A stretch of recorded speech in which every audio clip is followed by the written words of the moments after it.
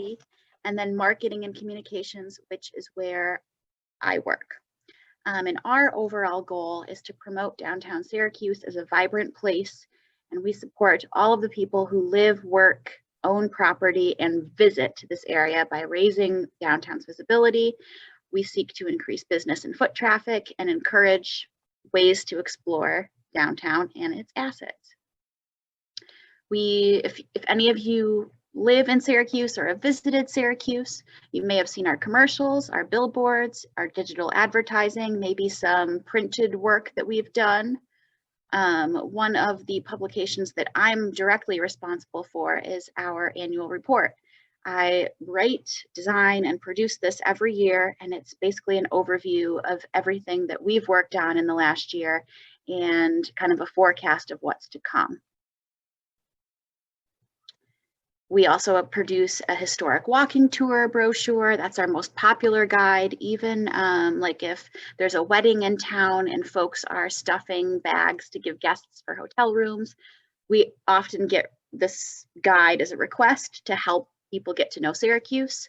We are constantly updating our guide on the restaurants in downtown Syracuse, other places and retail shops in downtown Syracuse. And then one of our newest publications is a guide to all of the public art pieces that you can find in downtown Syracuse. We also run and execute and plan a number of signature events throughout the year.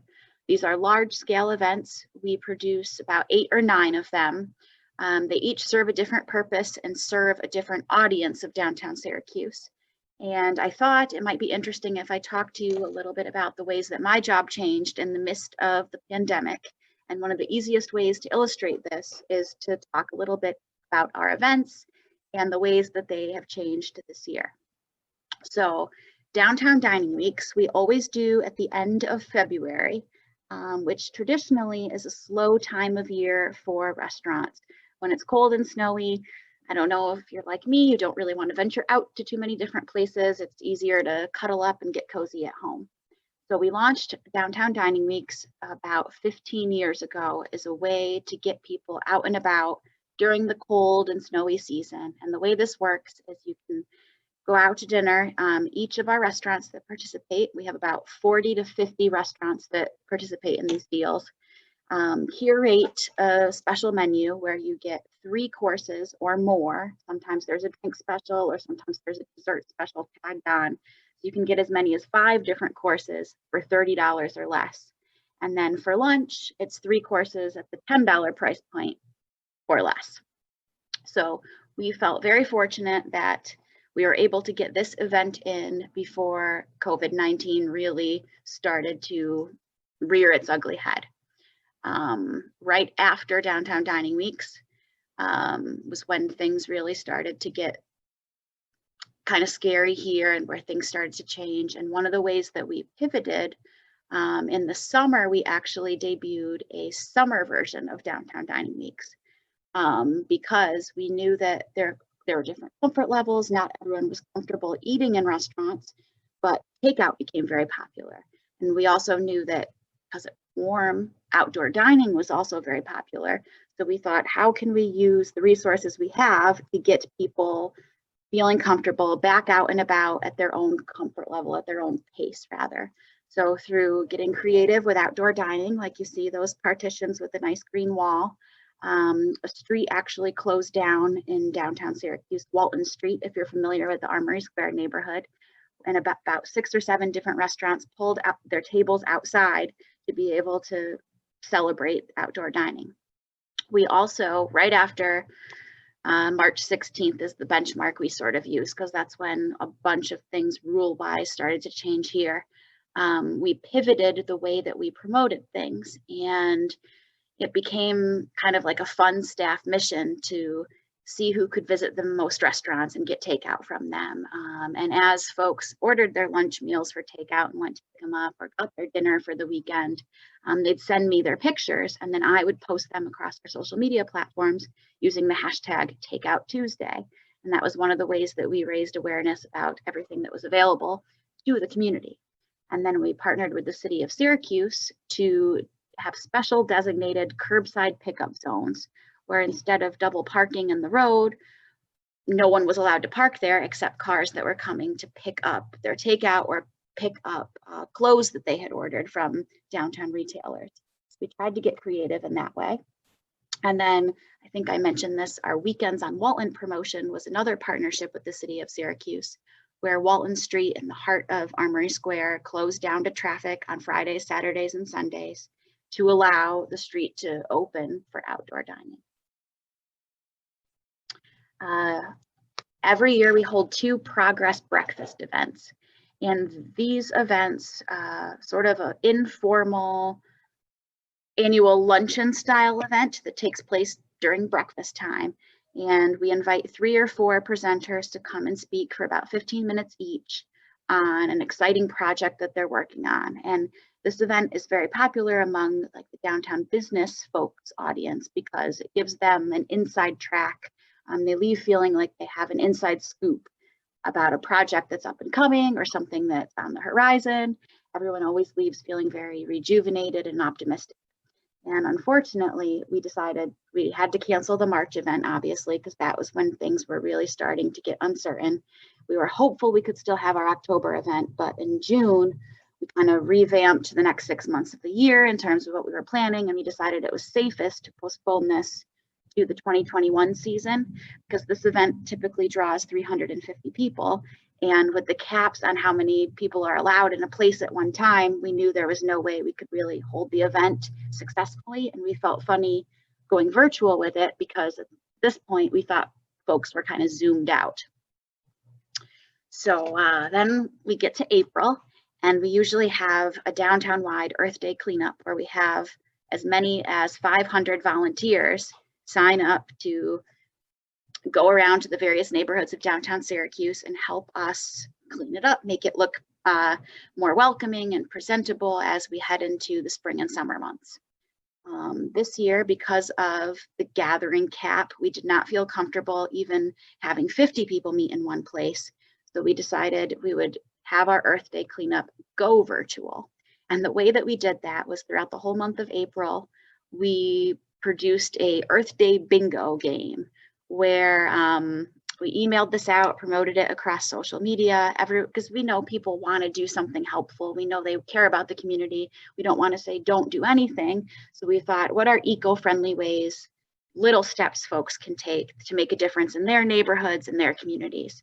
So our Earth Day bingo was pretty popular on social media. And then of course, we had our staff also go out and do their own Earth Day cleanups in their neighborhoods. And we have to practice what we preach. And we really wanted to show that we still very much care about our community. So then in May, we typically hold our downtown living tour. And of all the events, I have a hand in all of our events in my role as the director of communications. Downtown living tour is sort of the event that I'm closest to because I spend about 9 months of the year curating this day and planning this event. And the Downtown Living Tour, and boiled down in its simplest form, is a giant open house. Instead of touring campus, you're touring the newest examples of places to live in downtown Syracuse. Brand new apartments, condos that came from previous factories. It's a really cool way to show off the urban living experience. And we knew, well, this event typically gets about 3,000 people that attend, and we knew there was no way we could hold it in May, given the climate and given safety, and how do we scale this event back? And these were all the questions we were dealing with. And up until August, we were wondering if it would be safe to hold the event. We decided people were feeling better about being out and about, our property owners, because it's their day to show off the work that they've done and work on their projects and show the new examples of apartments and condos and all of that. And they really still wanted us to hold the event and had agreed that we could scale back significantly and cap the number of tickets sold. So again, normally we would get 2,500 people to come to this event. We decided we'd cap our ticket sales at 500 because with our 8 tour stops that were part of it, we felt pretty confident that since it's a self-guided tour, people could kind of take it at their own pace. We'd cap the number of people allowed in any building at any given time. We had people counters that literally would hold clipboards and check make tallies for the amount of people coming in and out of buildings. And then each apartment, this image rather, is a perfect example of it. We only would allow 10 people or so per unit. Everyone had to wear a mask. Everyone had to follow arrows, so to speak, so they weren't in personal space. And we found everyone was really, really respectful. The day went off without a hitch for as much work as went into it, and how nervous some of us were, everything worked out fine. So we were really happy to be able to hold this event this year. Every June, we start our Downtown Farmers Market, which takes place in the Clinton Square neighborhood of downtown Syracuse every Tuesday through October. And luckily, because our market is open air, farmers markets were deemed an essential business, this event we were able to hold with making very few changes. Obviously, people had to wear a mask. We had hand washing stations available. We put up, not barricades, but more like stanchions in front of the different vendors' booths so that only the vendor could hand you food. You couldn't touch things. And we found people were very respectful of this because they still wanted to be able to come downtown and get their fresh produce. And this is one of our popular events, and people really look forward to it. Similar to our progress breakfasts, we always hold a big annual meeting in June where we provide a state of downtown report, take people through what happened in the last year and lay out what's planned for the year to come. The safe thing to do, since this is typically held in June, was to postpone this event and have it in 2021, take a year off, so to speak. But we didn't want to lose the content of what we worked so hard on throughout the year. We also celebrate some downtown champions at this event who have really stepped up and helped downtown, either through developing a new project, or maybe they've really improved a facet of downtown life, like focusing on diversity. So what we decided to do was actually take the awards presentation of it and work that into our holiday programming. So right now we're accepting nominations for Downtown Awards of Excellence. And then on Giving Tuesday, we will send out a special newsletter blast and really celebrate these individuals and organizations. Our Downtown Syracuse Arts and Crafts Festival draws about 50 people into downtown Syracuse, 50,000 people rather, into downtown Syracuse every summer. And again, we didn't feel safe. We didn't think it was responsible holding this event this year, especially because not only are 50,000 members of the community coming, but artists from 27 different states, even internationally, come to participate in this festival. And we didn't want those germs in our community or them to feel unsafe in our community. So what we decided to do was take this event virtual. And even now, this site is getting visits on our website, if you will, because during the holiday shopping season, we're finding people want to support local businesses and handmade artists and all of this. So it's nice to see that even though we lost the fun and the celebration that comes from this event, people are still very much interested in it. The response has been good. And then I've walked you through some of the events. Those aren't all of our events, but those are I wanted to show you sort of what we had to do to improvise to make everything be able to happen as close to normal as possible this year.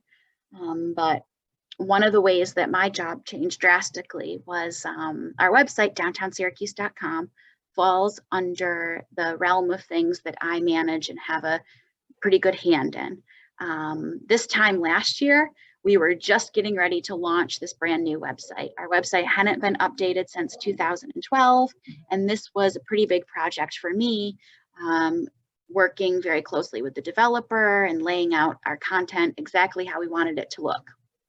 So we launched our website in January, and my skills got put to the test pretty quickly in terms of how I could build website pages, because in mid-March, when COVID-19 came around, we basically had to revamp quite a lot of the way we promote and advertise and celebrate our businesses.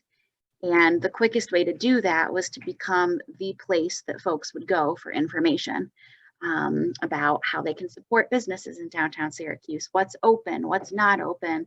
If I'm a downtown business, what can I do to get more people through my doors, or what can I do to help people feel safe when they come out to my restaurant. So we launched a special page on our website called Helping Businesses Through COVID-19, Reopening Resources. And one of the very first things that we did was publish a list of all of the different places that were still open, even if they were just doing takeout in the case of a restaurant. So we would update this food and drink list, also including businesses, gyms, even virtual ways to exercise, and had it live on our website. We'd update this almost every day, blast out the information via social media. A couple of the other things that we did on the website was to help us be the go-to place for information. We boiled down all the industry resources and places where you could go for financial opportunities if you were a business that wanted a grant or PPE. If you needed technical assistance and just somebody to help walk you through processes, we compiled all that information, kind of a who to talk to if situation. We also tried our best to stay up to date with all of the rapidly changing guidelines and information, and we boiled those down and update our regulations almost every day as well. And then in a normal year, one of the things that we get the most compliments about is a weekly electronic newsletter that we produce, which takes folks through all of the events in downtown Syracuse and all of like the community updates, the news stories, if you will. What we did as soon as COVID hit was we took our weekly format and started to send out as much information as possible, as often as information needed to be sent out. So our weekly newsletter became a Tuesday, Thursday newsletter because information just changed so quickly. And the open rates had never been higher. People weren't sick of information. They really wanted to know what was going on. So we produced 2 weekly newsletters geared towards news and events. Of course, the events were more virtual. We also produced a special newsletter just for our downtown businesses, the latest rules and regulations, the latest updates, the latest ways that we could be helpful to them, publishing financial resource information like grant opportunities. We'd send that out every Wednesday. And then, of course, social media became a more important tool than ever. We would post to our Facebook page 3 or 4 times a day with what we started to do was kind of come up with an activity of the day format. What could you do to support downtown Syracuse, but also feel safe? Like maybe you didn't feel comfortable going to a restaurant or going out to eat, but you could get takeout. You could bring your takeout to a park and enjoy being outside. You could color a coloring book page that our local theater put out. So we compiled all of these different activities and every day blasted out one cool thing, knowing that folks are probably feeling a little bit bored at home, wanted to be able to entertain the kids too. What can the kids do? So our museums were really helpful in curating online content for us to share as well. And then one of the coolest things was to see the way that the community came together. Signs that popped up in the windows were very encouraging. There was an engineer who created a heart out of lights in one of downtown's most iconic buildings. And I remember when that image popped up on social media and I shared it, that got 1,000 likes in just the span of 5 hours. So it was really cool to see the community spirit. If I had to pick a favorite thing that came from this very unfortunate situation, it's the way that everyone came together. And once we knew that the vibe had changed and case numbers were down, can't say that's the case now, but in June, there was a sense of optimism that was going on. And we really wanted to figure out how we could get people back out, coming to downtown Syracuse in a way that was safe and responsible and played to really their different comfort levels. So we worked with a local advertising company called Maggiore, and Onondaga County and the city of Syracuse and Visit Syracuse also partnered with us on this to launch the Put the U Back in Syracuse campaign, built around the idea that we knew that something was missing from downtown Syracuse, U, and how can we get the U's back in Syracuse? So our hashtag really got a lot of love on social media. We launched a commercial, which hopefully, I think it might actually let me play this. So I will pause and see if this plays for you guys, but I'll intro it by saying some well-known people, individuals, leaders in the community lent their time to help us put together this commercial. Is it gonna let me play it? When this presentation is over, if you'd like to see the commercial, I will email the link to Danielle and she can share it with all of you. One of the elements that came from the campaign that's super exciting is we had a local artist paint murals around downtown Syracuse and around Syracuse around this idea of put the U back in Syracuse. And it became sort of a selfie spot, our first wall that was painted. And the artist painted, I don't know how well you can see it. It might be easiest to look at the picture on the left, top left, which happens to be of me holding up a U. But there's green footprints on the ground where you're supposed to stand so that you can be the U in Syracuse. And it was so much fun to see this pop up across so many different social media pages, see the hashtag really get some love. There was a scavenger hunt component that went along with this, which you could do virtually or from a social distance. We had about, I think it was 350 people participate in that scavenger hunt. The businesses rallied and donated gift cards that we could give out as prizes. The energy there was just tremendous. And then of course, it was fun to see what people shared on social media. On the left, we had a couple get engaged in front of one of the Put the U Back in Syracuse walls. Otto the Orange may have given us our most popular endorsement by saying that downtown Syracuse is his favorite place, taking a picture in front of the wall and in various places throughout downtown.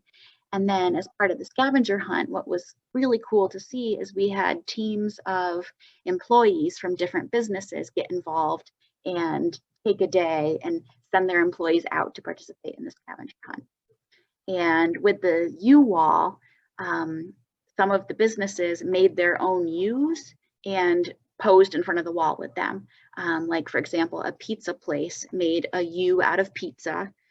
Dinosaur Barbecue made a U showcasing their famous dinosaur logo. And it was just fun to see all of that kind of come together and really the camaraderie of the community. So with that, I will stop sharing my screen so I can see all of your pretty faces, and I'll open it up for questions.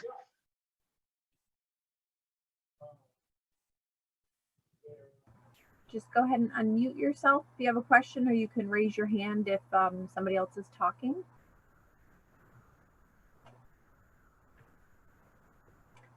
If there needs to be an icebreaker, Alice, I'll ask you this. Okay.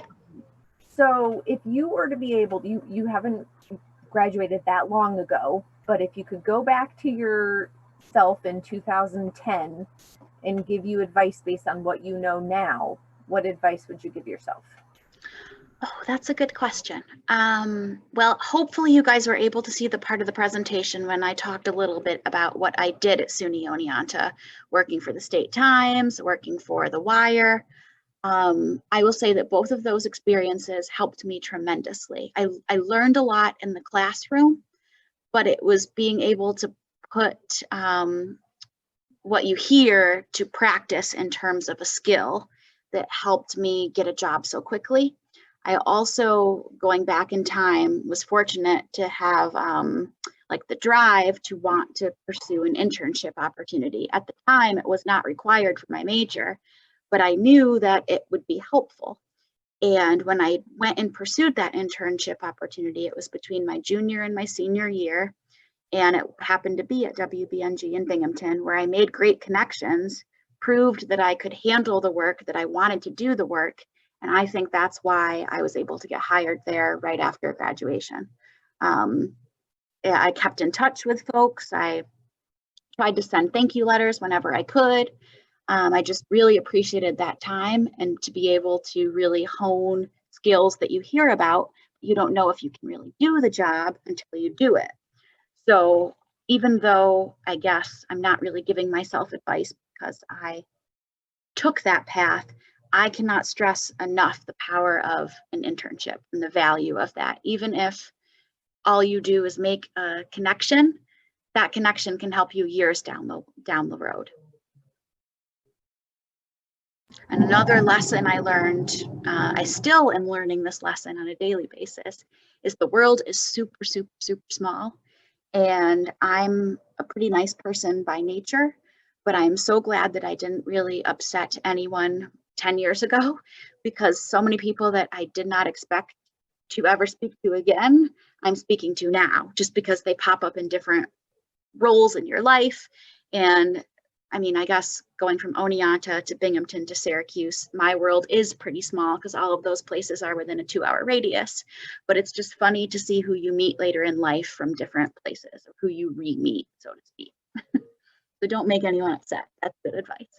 Don't burn any bridges, that's for sure. Exactly. How long were you at each of your jobs before you got to your position with the Syracuse committee? So in the news world, it's normal to kind of hop around every 2 or 3 years or so, just because that's when you usually have to sign a contract when you start. When your contract is up, tends to be in that 2 or 3 year window. And then what happens is, to move up in that business, you often have to move to a bigger city. So I was at WBNG for 2 years and my contract was up. So I didn't leave on bad terms. I just wanted to grow and go to a bigger city. So I also didn't want to be far from home, which home for me was Binghamton. That's where I'm from. So Syracuse was the perfect next step. Much bigger city, but only an hour up on 81. So that's how I ended up in Syracuse. And I was at the news station here for about 2.5 years. And then my contract was up and I wasn't sure that I wanted to stay in news. I really liked to write. I really liked to tell stories, and I really liked building relationships with people, but I wasn't loving the constant pressure of being under a deadline like 5 minutes ago in the news world. And what I had learned was I was a really, really good producer, but being such a good producer kind of hurt me in a way, because more was expected of me than some of the other employees. So I would work 14 to 16-hour days pretty consistently, and my work-life balance was not good. So I wanted to take everything that I loved about working in news, but try to find a better balance. And so oftentimes the logical move to go from news is to work in public relations. And I was very lucky that this job opened up when it did, and that I was chosen to have this job in the community that I already knew from working in the news world. What's your favorite part of your job? My favorite part of my job is every day is a little bit different. My job is pretty fun, I would say. I get to write, I get to plan events that I would go to if I didn't work here. So my passion is, like, you can tell I like what I'm doing. And then bear with me just a second, I'm going to show you guys something. Right now we are in the midst of our holiday promotions, and part of our holiday promotions include showing off all the things that you can do in downtown Syracuse this holiday season, even if it means you're shopping for gift cards online. And so I get to work with 2 very special tour guides, Dash and Dot, our downtown elves on the shelf. They are wearing masks because they have to be socially distant, and they have U's to help us promote our Put the U Back in Syracuse campaign.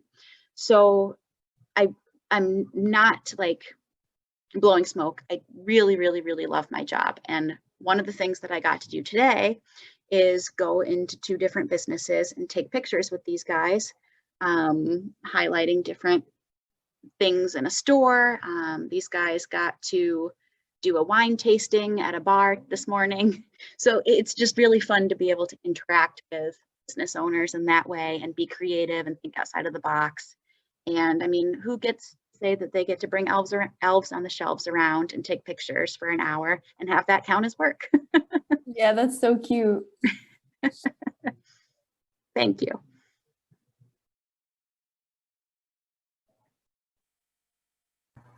You're all communications majors and no one wants to talk. It's funny because I only see Casey's face. Everyone's just names. So I feel so awkward looking at the screen. Oh, there's some faces. Thank you, guys. control all of the muting without keeping my laptop closed because the way things are set up. So I apologize. You can't see me, Alice. Oh, it's all good, Danielle. I wanted to start off by saying amazing presentation. I mean, you've convinced me to go and visit Syracuse. I've been there only once, a couple years ago when I was visiting colleges, and it was extremely snowy, and I think there was like a blizzard outside, so I didn't enjoy my time. But you've definitely convinced me. I would love to go and visit again. I guess my question would be, what advice would you give someone who's interested in this type of work or this line of work as a college student right now? I mean, I have no idea what I want to do, but based on what you were explaining to me about your job and what it is you do and your role, it seems really exciting and interesting. So how do I get started or get my foot in the door? If you like to write. If you're a good writer, you can do basically anything. That's one thing that I've learned. Also, if you're good at communicating, it really helps. And I can tell you're a good communicator just based on hearing you talk.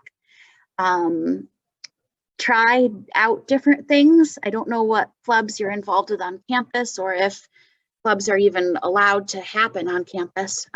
But if you think you might be interested in something, just give it a shot. Just give it a chance. And don't be afraid to reach out to someone who you think may have an interesting job and see if perhaps you could shadow them or hop on a Zoom call with them in this new world that we're in and ask them questions. It doesn't have to be a formal type of an interview.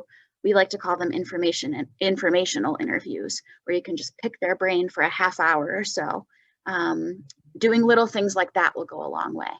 If you don't know quite what you want to do, but you're intrigued with liking a certain thing. Thank you so much. That was actually very helpful because I actually received similar advice before as well about talking to people whose job you may like, because genuinely I don't know anyone else knows what they want to do for like the rest of their lives. But yeah, I think it's really great that we host events like this because we get to meet people who are doing really interesting jobs. So thank you so much. Of course. I definitely have a question. So I actually was a transfer halfway through my sophomore year. And then, so I only really had one full year at Oneonta of just kind of normacy. So I have a pretty good idea of what I want to do in the career. And I definitely want to be in front of the camera, news anchor, host. And I got involved in Wire last semester, but it was cut short. We only did 2 episodes and I haven't even seen them. So I saw that you were a news anchor for the news work that you were doing. Is there any advice that you could give me on kind of now navigating COVID? I graduate this May, so I'm kind of on a shorter deadline and I wasn't able to really network as much at Oneonta that I would have liked to. Sure. So I don't know what classes you're currently taking or if this is a thing that's taught, but I know when I was at Oneonta, this was not a thing that was taught. And this was one of the things that I had wished I learned. Have they showed you how to make like a resume tape or a reel? I'm taking my senior seminar next semester that they're definitely introducing that. I added a business minor to try to broaden my horizons with jobs, but so right now I'm taking more business classes, but yeah. Sorry, do you mind if I jump in? Just like, so part of us, because I am in the seniors, I assume Megan, media studies? Or, Yes. Okay, so I'm in the media studies senior sem right now. So what like we are kind of doing, like we've worked on like regular resume and cover letter stuff, you know, like written out. But then we have sort of a final project, like a portfolio project that ends up being your final. And you can kind of choose what you want to do. So some people are creating a podcast, some people are creating a video, some people are writing a paper. So, and we sort of get to decide what we want to do. So some people are sort of doing it in like a real resume sort of format, and other people are just attacking a topic that they'd like to talk about. Okay. But yeah, so to answer that question, if like we do anything like that? So at my internship, I learned that it's very important to put together sort of a reel of yourself on video if you want to be on video, because they need to see that you're personable on camera and that you know how to record video and tell a story through photos and videos. So luckily, when I learned that between junior and senior year, I was like, oh my gosh, I do the news for The Wire. How can I actually take a camera and go out in the field and record a story?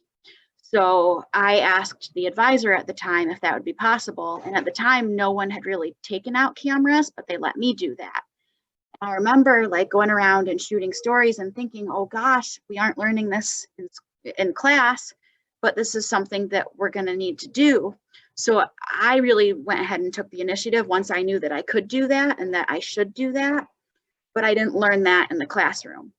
So I would just encourage you to take videos. I don't know where are you now? Like what community are you in? I have an off-campus apartment in Oneonta, Oh, so sweet.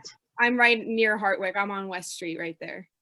Okay, so maybe you could make a news story. Like maybe you could go into a business on Main Street and shadow them and see how they're making things safe for customers, and then kind of tell a story, edit it, put it together, and that could be a story that you could show someone. If this sounds like, I hope this doesn't happen, but I remember one night in college, there was like a fire that happened in Oneonta, and I went to it and recorded it just to give myself that breaking news experience. So trying to think outside of the box in that way, maybe like telling stories, recording stories, because it's very important you're able to show that you can do that. And how did you initially look into the internships, and like you kind of had an idea? I mean, my hometown is closer to New York City, which is kind of nice.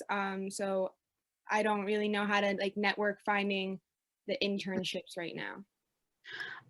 It might be a good idea to just, I don't know if you could do an Indeed job search like for internships, or if there's an internship advisor at Oneonta. I know when I was there, it was a journalism professor, Neil Cunningham, but I'm pretty sure he's long been retired. But I was his TA at one point and would help people get internships. You could probably also reach out to, oh, Danielle, I'm sorry to put you on the spot, but what's a good office on campus is it where Karen Munson works? No, career development should be able to link you with internships. Another good website is idealist.org. If you haven't heard of that, the nice thing is that you can actually narrow that down specifically by like volunteer opportunities and internships. And so that might be a good resource because you could search all over the country. So even if something says that it's a volunteer opportunity, there's no reason why you can't reach out to them and say, hey, I need an internship. I'm willing to volunteer for you. Would you be willing to work with my college to help me get internship credit for this?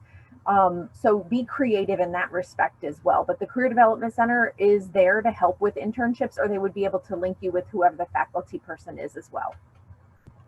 Awesome. Thank you so much. You're very welcome.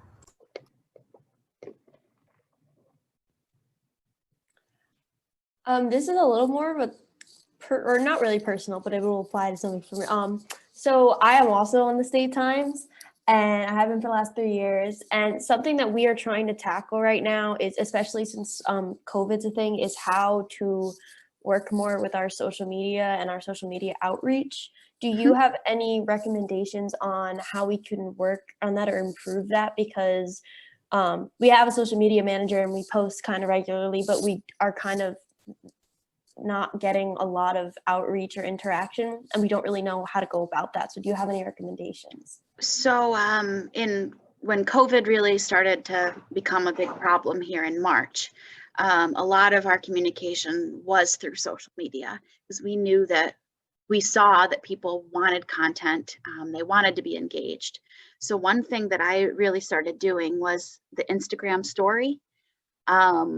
We are at Downtown Syracuse on Instagram, and we have the beauty of being able to share other people's content to promote everything that goes on in Downtown Syracuse.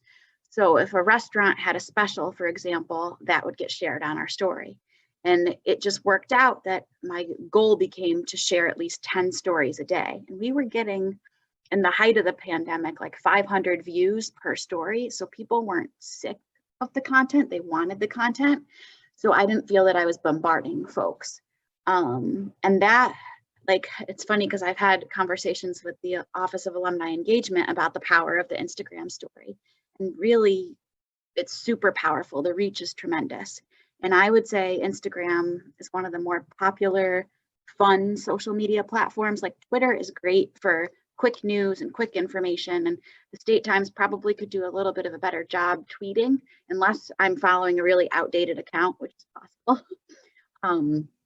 But if you're tweeting out things, also spread the word about your Instagram story. And then does the State Times have an Instagram? If it does, I have to follow it. Yeah, we have an Instagram. I think we have a Twitter. I know right now, I think our social media manager has been doing more on Instagram than she has on Twitter.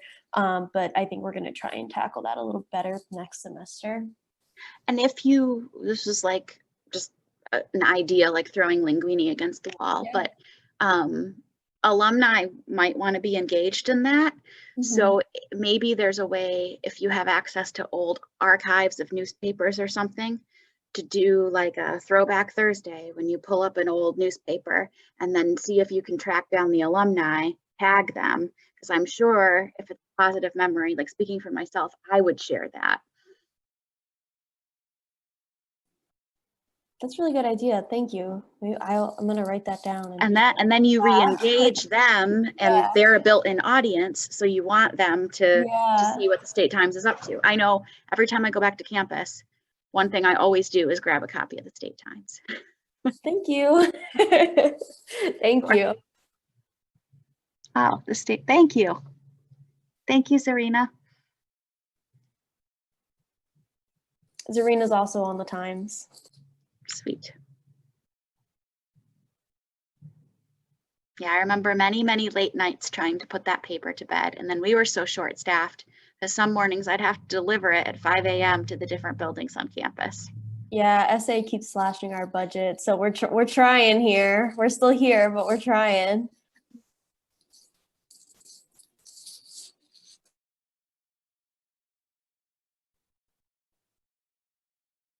Anyone else have any questions? Also, if you happen to think of something later, Danielle has my contact information, and I'm more than happy to share that with you guys. I'll put, is it okay to use your email address? Sure, absolutely. I'll put that right in the chat for everyone so that you can have a minute to write that down. We're almost coming up on 4 o'clock. So if there's probably time for one more question, if anybody has anything else they'd like to ask.